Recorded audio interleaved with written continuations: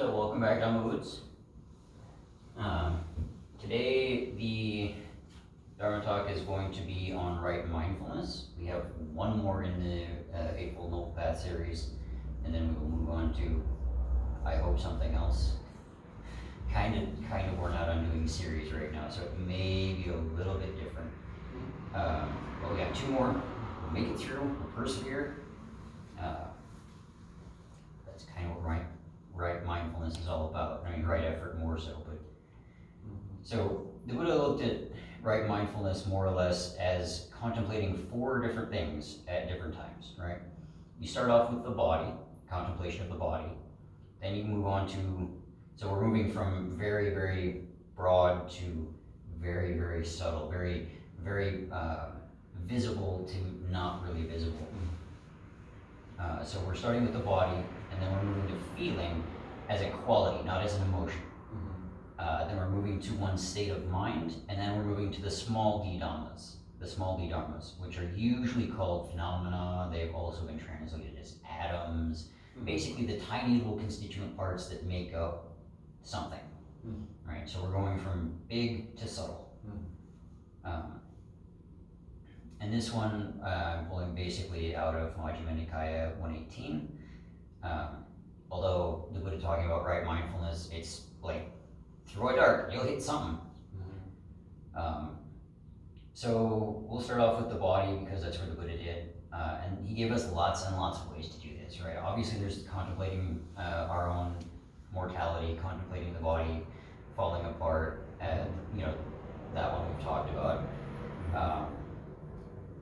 We can also think, usually this is done in terms of the breathing, right? Getting to ever more subtle levels of awareness of the breathing itself.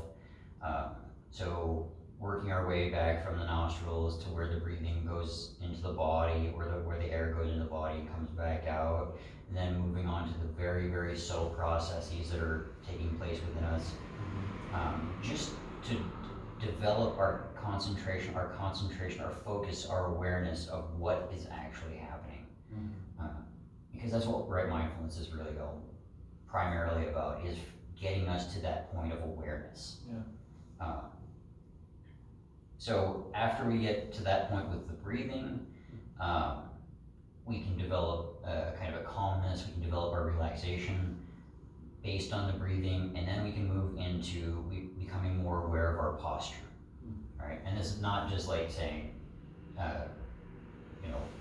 you're not sitting right, you need to sit right. This is totally, the Buddha laid out four basic postures which we as human beings do every day. Not just sitting, right? Sitting is one of them for sure. Don't get me wrong, sitting is definitely one. But so is walking, right? So is lying down. Movement is another one, right? So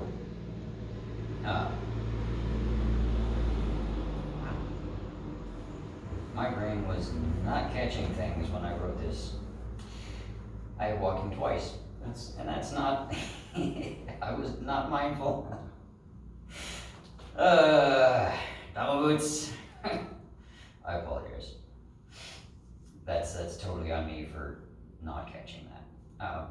But action meditation is where we pay attention to and fully concentrate on actions that we take. You see this in things like, especially in the Zen side of the house, they are real good about things like walking meditation, where if you talk to certain Zen monks, they will tell you that there are 36 distinct, subtle movements that happen in every single step you take. Getting to the point where you are sitting there noticing every single one of those 36 with each and every step. I mean, I haven't done it yet myself, so I can't verify that there are 36, but you get to that awareness, and that's really that's really what we're getting at, is you build that awareness, you build that through what you're doing, right? If you're sitting, you're aware of the sitting. If you're walking, you're aware of the walking. If you're eating, oryoki is definitely a thing, especially in Japanese Zen temples. If you're eating, you're aware of the eating. You're aware of everything that goes into it. Every part of your all the physical sensations, all the mental sensations.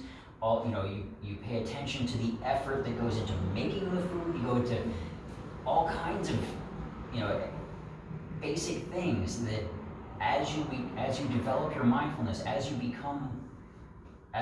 practice right mindfulness, you become way more aware of everything. And that's the key, because developing that awareness gives us the ability, you know, as we develop it, it really builds on the capacity for liberation. It gives us that sense of, okay, I know where I am now, right? I can let go of all of this stuff that doesn't matter because I'm aware of it. You can't let go until you're aware of what's going on, right? So, moving on from the body, we move into feeling. And this, the Buddha is really asking us to consider whether the thoughts that arise in our heads produce pleasant, unpleasant, or neutral sensations within us. It's not like saying, oh, we have to look at all our happy thoughts, or oh, we have to look at all our sad thoughts. This is saying, is this thought pleasant, unpleasant, or neutral? And we do that with every single thought that crosses our mind. So like, if you're meditating and work is coming up more often than it should, you are aware of that, and you sit there and ask yourself, is this thought about work pleasant, unpleasant, or neutral? And that's how you become aware of the feeling, you know, the cetana, within what we're doing, within the meditation, and then within your life. And with right mindfulness, you can totally extend what we're doing in meditation to your day-to-day activities. And when you can, because ultimately that's really kind of the goal, right? We get to the point where we are meditating every action that we take. We are considering every action that we take in terms of both, you know, in terms of the physical, in terms of the feeling, in terms of what it does to our state of mind. We can look at that and say, okay, is this good? Is this positive? Is this wholesome? Is this skillful? Is this, you know, blameless? We can look at everything that we're doing, every single tiny little action, from washing dishes or sweeping the floor to, you know, playing music, and say, is this meeting the criteria? Is this, and, you know, and we can't do that unless we're aware of what we're doing, right? Music maybe a little bit less so, because music, you get in the groove, things happen. I do get that. And speaking of groove, I'm going to consider that kind of a state of mind, so we're going to move right into the third of the four that the Buddha talked about, which is state of mind. And here we're supposed to contemplate the more broad and general kind of factors and parts of our consciousness as they really are, looking at them as impermanent, changing, constantly in motion, right? Groove would totally fit in there.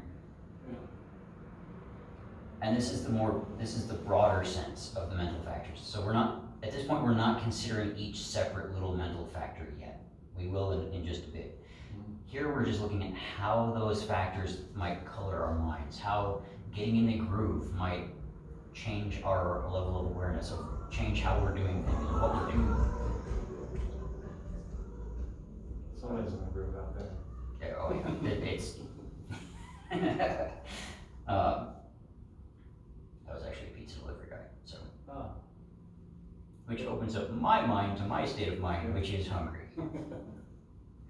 I know this, I'm just being aware of myself, right? And so the fourth one, which we look at, which the Buddha said to look at, is phenomena, or the little d dhammas, you know, the dhammas in plural. So big D Dhamma, or big D Dharma is, you know, the teaching. Little d dhammas is the atoms, the constituent parts, the tiny small stuff.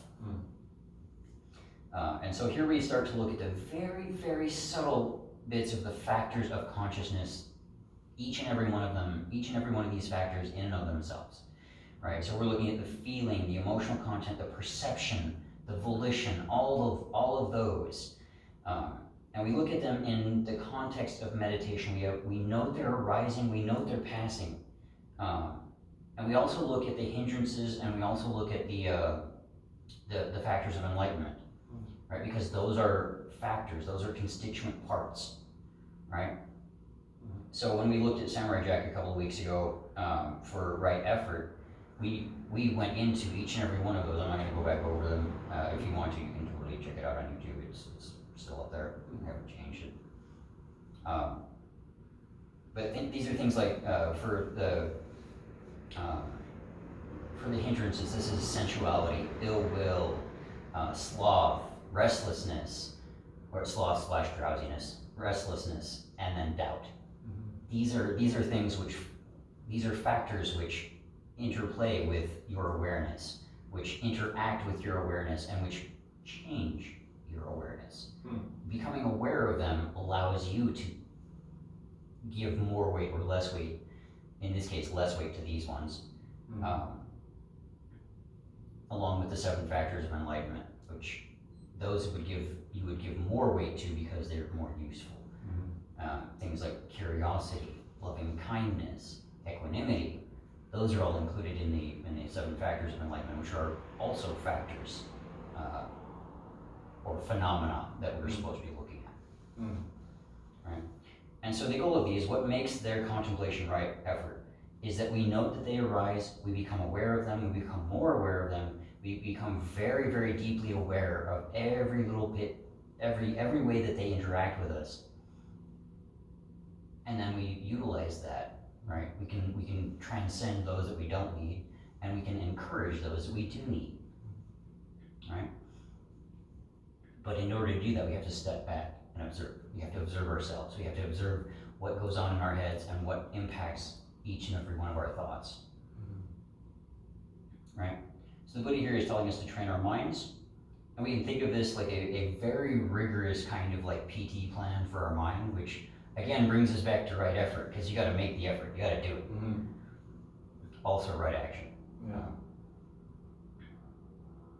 So I guess the way that I'm going to close this out is I'm going to give a little bit of homework, like I usually do. And Dhamma Boots who are watching this, homework still applies to you, just let me know in the comments. And we're just going to try and develop these. Develop maybe 1 a week. See what happens. Right? They don't have to be in sequential order. They should be, but because we're moving from less subtle to more subtle, but you can do really any of them at any point. You may not get quite the same results if you don't do them in order, but you can still do them. Right? So homework is practice a little bit of this, practice some mindfulness, get some meditation going, look at your thoughts, maybe even do it while you're doing normal day-to-day stuff. Doing the dishes, for example. So we're gonna leave it at that. Dhamma Boots, I'm gonna close out. Dhamma Boots.